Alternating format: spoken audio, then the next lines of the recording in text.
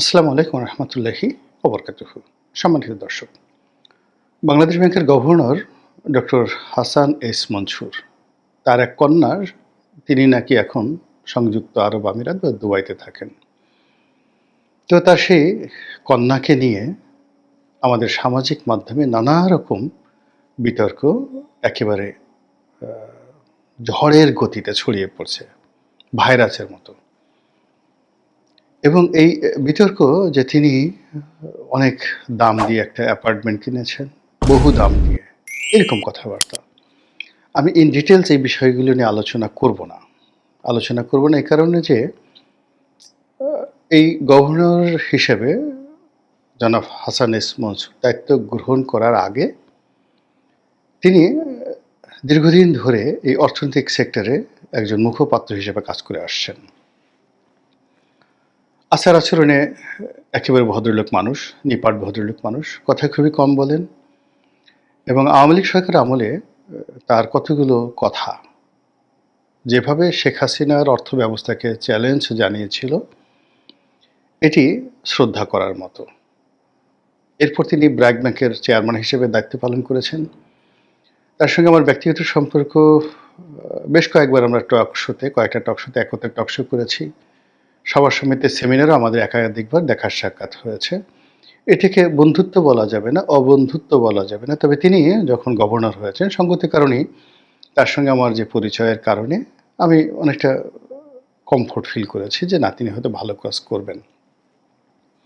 তো তিনি যে সময়টাতে গভর্নর হিসেবে দায়িত্ব গ্রহণ করলেন, ওটি কোনো স্বাভাবিক বিষয় ছিল না।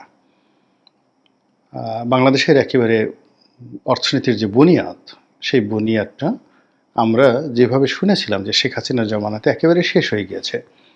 রিজার্ভ বলতে কিছু নেই ব্যাংকে, নগদ টাকা বলতে কিছু নেই, শেয়ার মার্কেট বলতে কিছু নেই। প্লাস অনেকগুলো ব্যাংক দেউলিয়া হওয়ার পর্যায়ে চলে গেছে। তো সেই অবস্থায় উনি যখন গভর্নরের দায়িত্ব নিলেন, তার উপর পাহাড় সমান দায়িত্ব এবং কর্তব্য গিয়ে বর্তালো।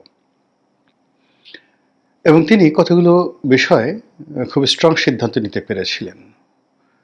বিশেষ করে আওয়ামী লীগের যে সকল ব্যাংক ছিল মালিকানাধীন, সেই ব্যাংকগুলোকে রক্ষা করা এবং সেখানে বোর্ড ভেঙে দিয়ে নতুন বোর্ড গঠন করা, অনেক জায়গাতে প্রশাসক বা চেয়ারম্যান, বাংলাদেশ ব্যাংক মনোনীত চেয়ারম্যান সেখানে মনোনয়ন দেওয়া, এবং বিশেষ করে ইসলামী ব্যাংক, বাংলাদেশের সবচেয়ে বড় ব্যাংক, এই ব্যাংকটিকে কঠোর হাতে তিনি পরিচালনা করার যে উদ্যোগ নিয়েছিলেন, নিঃসন্দেহে সেটা প্রশংসার দাবি রাখে। তিনি কথা বলেন কম, কিন্তু তার যে কর্মকাণ্ড, সেই কর্মকাণ্ড ব্যাংকিং সেক্টরে তার যে দৃঢ়তা, তার যে নেতৃত্ব, এটি প্রমাণিত হয়েছে। তো সেই দিক থেকে তার কন্যা সম্পর্কে যে সকল দুর্নাম এবং বদনাম ছড়িয়ে পড়েছে, এটি তার কর্মকে ভীষণ রকম কলুষিত করবে, দূষিত করবে। যদি সত্য হয় তাহলে তো তার জন্য এটা কালো সাপ, জাস্ট লাইক এ স্নেক, গোকরা সাপ, সারা জীবন তাকে এবং তার পরিবারকে ধাওয়া করবে। আর যদি এ সকল গুজব নেহায়তই গুজব বা মিথ্যা হয়, সেক্ষেত্রেও তিনি হতোদ্যম হয়ে পড়বেন এবং কাজ করতে পারবেন না, সিদ্ধান্ত নিতে পারবেন না, মানসিক যন্ত্রণার মধ্যে তিনি সময় অতিবাহিত করবেন। তো কাজে আমি মনে করি যে তার কন্যাকে নিয়ে যে সকল কথাবার্তা হচ্ছে, সেই বিষয়ে সরকারের, এটা তার বললে হবে না, তিনি যদি বলেন তাহলে সেটা যাকে বলা হয় পক্ষপাতদুষ্ট হবে এবং লোকজন বিশ্বাস করবে না।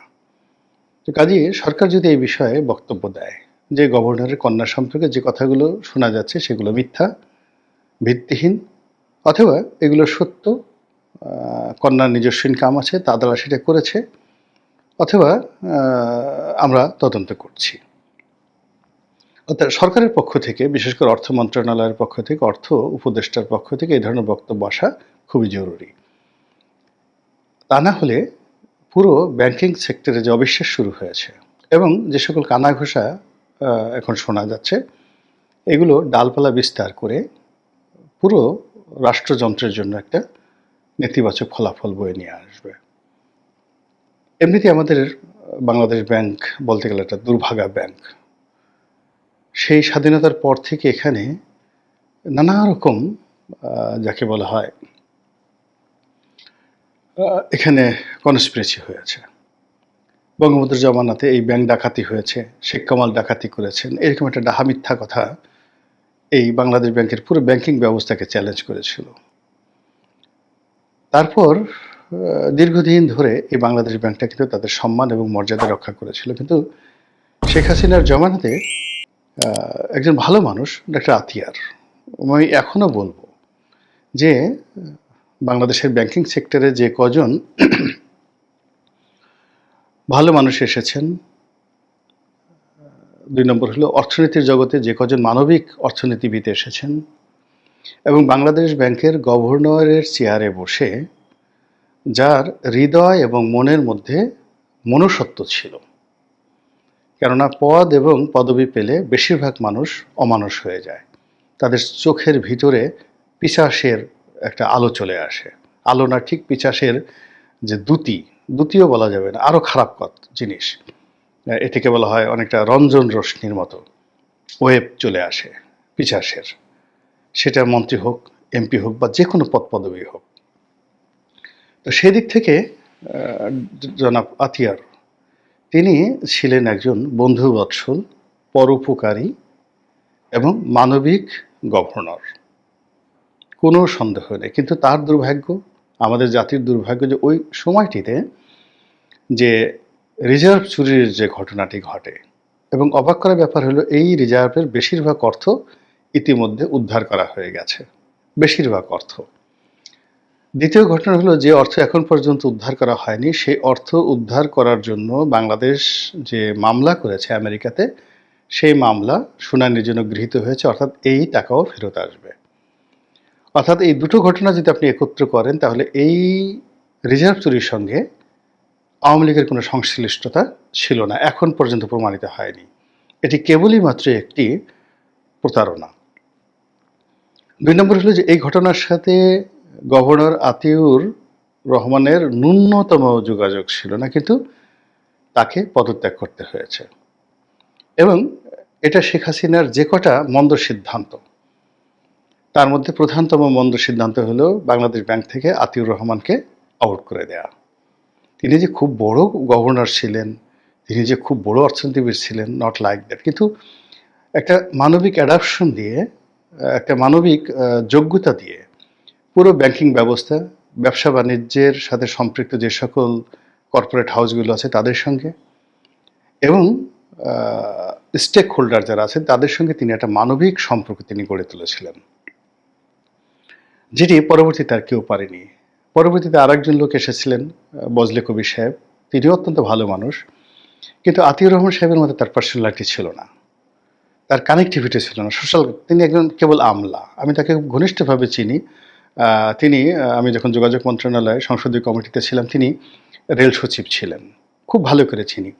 কিন্তু বাংলাদেশের যে সিন্ডিকেট, সেই সিন্ডিকেটকে মোকাবেলা করার মতো যে পার্সোনালিটি দরকার, ইভেন প্রধানমন্ত্রীর কার্যালয় থেকে কোনো নির্দেশ আসলে সেটাকে রিফিউজ করা দরকার, অর্থ মন্ত্রণালয় থেকে কোনো সিদ্ধান্ত আসলে সেটার অ্যাগেনস্টে স্ট্যান্ড নেওয়া দরকার, ওই অবস্থা বজলে কবির সাহেবের ছিল না। ফলে আতিউর রহমান সাহেব চলে যাওয়ার পর এই যে বাংলাদেশের ব্যাংক ব্যবস্থা,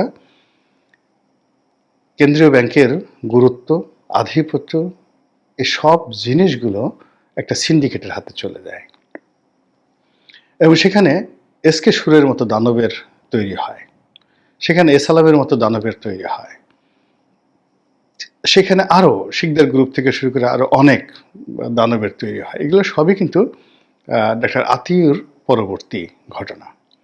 তো যাই হোক, শেখ হাসিনার পতনের পরে যখন একটা নতুন অবস্থা তৈরি হলো, তখন সিন্ডিকেট তো পালিয়ে গেল। তো সিন্ডিকেট পালিয়ে যাওয়ার পরে ইতিহাসের সবচেয়ে একটা সুন্দর সময় পেয়েছেন হাসান এস মনসুর সাহেব। তিনি যদি এই সময়টিকে ব্যবহার করতে পারতেন, এবং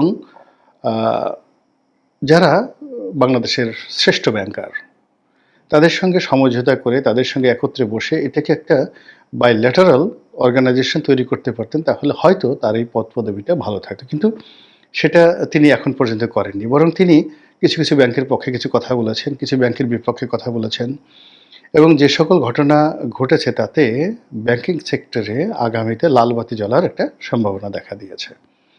ফলে প্রথম কয়েক মাস, ৪-৫ মাস আমরা তাকে যতটা তার দক্ষতা, অভিজ্ঞতা, তার অ্যাডমিনিস্ট্রেশন নিয়ে আমরা যাকে বলা হয় খুব আনন্দে উদ্বেলিত ছিলাম, ঠিক সেই জিনিসটি এখন হিতে বিপরীত হয়ে গেছে যে তিনি বজলি কবির সাহেবের মতো নন, কিংবা তিনি আতিয়ার রহমান সাহেবের মতো নন, কিংবা তিনি অন্য যে তার যে একটা ইমিডিয়েট বজলি কবিরের পরে যে আরেকজন লোক আসছিলেন এই এই ভদ্রলোকের জমানাতেও মানে তিনি অর্থাৎ সেই কি যেন এক ভদ্রলোকের নাম, কপালে বিরাট নামাজের দাগ, তো তিনি, তারপর শেষে এনবিআর এর যে একজন যাকে বলা হয়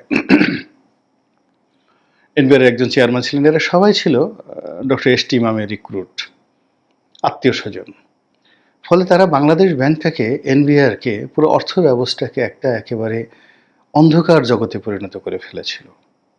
তো যা হোক, এখন সেখানে যখন হাসান এস মনসুর আসলেন, কথা বললেন, তিনি ওর তো ওরকম চৌকস কোনো ব্যক্তিত্ব নন, কিন্তু তারপর লোকজন যেহেতু একটা পরিবর্তন আসে তাকে মেনে নিয়েছে। কিন্তু একই এখন যা কিছু হচ্ছে এটি পুরো অর্থ ব্যবস্থাকে রীতিমতো চ্যালেঞ্জের মধ্যে ফেলে দিয়েছে। যেখানে বাংলাদেশ ব্যাংকের সঙ্গে অর্থ মন্ত্রণালয়ের একটা দূরত্ব বোঝা যাচ্ছে, তারপরে জনাব সালেহ অর্থ উপদেষ্টা, তার সঙ্গে হাসান এস মনসুরের যে একটা দূরত্ব এটাও বোঝা যাচ্ছে। আর ঠিক সেই সময়টিতে হাসান এস মনসুরের কন্যার সম্পর্কে এই বদনাম ছড়িয়ে পড়ছে, এবং এই বদনামের সাথে সাথে আবার যারা এই বদনাম ছড়াচ্ছে তারা সেই টাকা কোথা থেকে গেছে, কিভাবে গেছে, তার কন্যার সাথে কার কী ধরনের সম্পর্ক হতে পারে, তারপর হাসান এস মনসুরের সাথে কার কার কী সম্পর্ক হতে পারে, এরকম নানা স্টোরি, যাকে গল্প বিশ্বাসযোগ্য করে লিখিতভাবে হোয়াটসঅ্যাপের হাজার হাজার লক্ষ লক্ষ কোটি কোটি মানুষের মধ্যে এটা বিতরণ করা হচ্ছে। ফলে এই বিষয়টিকে আমি মনে করি সরকারের আমলে নেওয়া উচিত, এই বিষয়গুলো নিয়ে কথাবার্তা বলা উচিত, এবং এই বিষয়ে সরকারের দৃষ্টিভঙ্গি কী সেটি জানানো উচিত। অন্যথায় এই ভদ্রলোক, মানে বর্তমান যিনি গভর্নর রয়েছেন, তিনি যে দুর্ভোগ দুর্দশায় পড়বেন, এই দুর্ভোগ দুর্দশা ইউনূস সরকারের যে কোনো উপদেষ্টা, যে কোনো কর্তা ব্যক্তির দুর্ভোগ দুর্দশা চেয়ে 100 গুণ বেশি হবে। এক। 2 নম্বর হলো যে এখানে যদি কোনো অঘটন ঘটে, সেই অঘটনের মাত্রাটা এত বড় এবং ব্যাপক হবে যে অন্য 10টা উপদেষ্টা যে ভুল করবেন বা ভ্রান্তি করবেন, তার ফলে সরকারের যে ক্ষয়ক্ষতি হবে তার চেয়ে 1000 গুণ ক্ষয়ক্ষতি হয়ে যাবে বাংলাদেশ ব্যাংকের গভর্নরের যে কোনো একটা ভুল সিদ্ধান্ত, এবং এই মুহূর্তে যে কোনো একটি যাকে বলা হয় তার পতন, অধঃপতন, অথবা তার ত্রুটি বা বিচ্যুতি। তো কাজেই জাতির স্বার্থে, জাতীয় স্বার্থে এই বিষয়গুলো খোলাসা করা উচিত যে অনেকগুলো ব্যাংকের সঙ্গে প্রথমে তার সম্পর্ক খারাপ, তারপরে আবার সম্পর্ক ভালো, অনেকগুলো ব্যাংককে তিনি কাজ করতে দেবেন না, আবার সেই ব্যাংকে তিনি কাজ করতে দিচ্ছেন শর্ত সাপেক্ষে, সেইগুলো নিয়ে কী কী লেনাদেনা হচ্ছে, কোথায় কোথায় কী যাচ্ছে, সব জিনিসগুলো একেবারে রীতিমতো সোশ্যাল মিডিয়াতে ভাইরাল হয়ে পড়েছে। জনাব মনসুর সাহেব এটা দেখবেন, তার কন্যাও দেখবেন, আর আমরা আল্লাহর কাছে দোয়া করব কেন বারবার আমাদের জীবনে এইরকম ঘটনাই আসে, ভালো কিছু কেন আমাদের জীবনে আসে না। আসসালামু আলাইকুম ওয়া রাহমাতুল্লাহি ওয়া বারাকাতুহু। প্রিয় দর্শক, এতক্ষণ আমরা ওনার কথাগুলো শুনছিলাম এবং উনি বাংলাদেশ ব্যাংকের গভর্নর নিয়ে বেশ কিছু কথা বলেছেন, এবং সোশ্যাল মিডিয়া বিভিন্ন প্রমাণ সহ বিভিন্ন ইস্যু বা বিশেষ করে তার মেয়ের বিষয়টি নিয়ে কিন্তু বিভিন্ন কথাবার্তা কিন্তু ছড়িয়ে পড়েছে, এবং তার পক্ষ থেকে বলা হয়েছে যে গত 3 মাসে তার মেয়েকে একটি জামা উনি কিনে দিয়েছেন, এর বেশি কিছু না। তো এরকম যে ব্যক্তি বললেন এবং তার যে কথার সত্যতা আছে, এটা কিন্তু একটা লেভেলে মানুষ বিশ্বাস করলেও কিন্তু তার এটি যেহেতু রাষ্ট্রের একটি বড় দায়িত্বে রয়েছেন উনি, অনেক জায়গা থেকে এটি তার মুখে বলার পরেও কিন্তু রাষ্ট্রীয়ভাবে কোনো বিষয় থেকে এই বিষয়টি পরিষ্কার করলে বা এই বিষয়টি যদি জানানো হয়, সেটি কিন্তু মানুষের কাছে বিশ্বাসযোগ্য হবে। অন্যথায় কিন্তু এই বিষয়গুলো একটি ব্যাপক হিউমার ছড়াবে, যেটি সাধারণ মানুষের মধ্যে ক্রোধের তৈরি হবে, পাশাপাশি ইন্টার গভর্নমেন্ট ইমেজকে খর্ব করবে। এই জাতীয় ইস্যুগুলো কিন্তু বড় একটি দুঃখ বয়ে নিয়ে আসে, বিশেষ করে মানুষের মনে হতাশা তৈরি করে, এবং বিশেষ করে ব্যাংকিং সেক্টর যেহেতু সেন্সিটিভ একটি সেক্টর, এটি নিয়ে মানুষের মধ্যে কিন্তু অনেক কৌতূহল আছে, কারণ ব্যাংকিং সেক্টরগুলো ব্যাংকিং কর্মকর্তাদের বিভিন্ন দুর্নীতির সঙ্গে জড়িয়ে পড়ার কারণে বা তাদের অর্থ আত্মসাতের সঙ্গে জড়িয়ে থাকার কারণে কিন্তু ব্যাংকিং সেক্টর নিয়ে কিন্তু মানুষের মনে অনাস্থা তৈরি হয়েছে, এবং এখানে বিভিন্ন আমলারা ঢুকে কিন্তু রাজনৈতিক সাপোর্টে তারা বিভিন্ন ব্যাংকগুলো লুট করার ফলে কিন্তু এই বিষয়গুলো নিয়ে বড় একটি সংখ্যা বা মানুষের মনে আছে। কারণে মানুষ কিন্তু ব্যাংকিং সেক্টর নিয়ে অনেক হতাশা গিয়েছে মানুষের মনে, এবং সেটিকে ইন্ডিয়া গভর্নমেন্ট যতটুকু রিকভার করতে পেরেছে এটি কিন্তু হুমকির মুখে পড়বে, এবং সেই জায়গায় ইন্ডিয়া গভর্নমেন্টের উচিত এই বিষয়ে দ্রুত একটি জনগণের মাঝে একটি ডিটেলস বিষয়টি নিয়ে খোলাসা করা।